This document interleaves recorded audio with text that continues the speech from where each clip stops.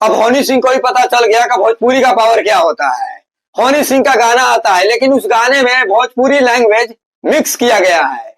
चलो भाई, भोजपुरी का डंका चारों तरफ मतलब कि गूंज रहा है। मतलब कि बॉलीवुड वाले भोजपुरी इंडस्ट्री में कदम रख रहे हैं धीरे धीरे। क्यों रख रहे हैं?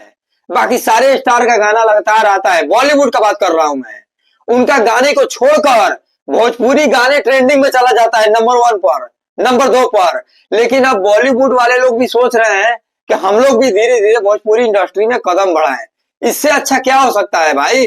चारों तने गूंजता है यार, हमनी के स्टार के डंका चारों तने गूंजता है। काहे कि यार भोजपुरी गाना जब भी आवेला और हिंदी गाना के पछाड़ के नंबर 1 पर, नंबर 2 पर, ट्रेंडिंग पर चला जाता है। बॉलीवुड वाले लोग सोचते हैं कि भाई कौन सा स्टार का ऐसा गाना आ गया कि हम लोगों को पछाड़ कर नंबर 1 पे जा रहा है। तो खैर, अभी तक हनी सिंह का आप लोग गाना नहीं सुने हैं तो जाकर आप लोग गाना को एक बार सुनिएगा। भोजपुरी लैंग्वेज उसमें डाला गया है हनी सिंह का, हालांकि ये रैप सॉन्ग है। बाकी चलिए मिलते हैं नेक्स्ट वीडियो में। अपना राय कमेंट सेक्शन में दीजिएगा, वीडियो के दबा के शेयर करिए भाई, जहां से भी देख रहे हैं गर्दा उड़ा के शेयर करिए।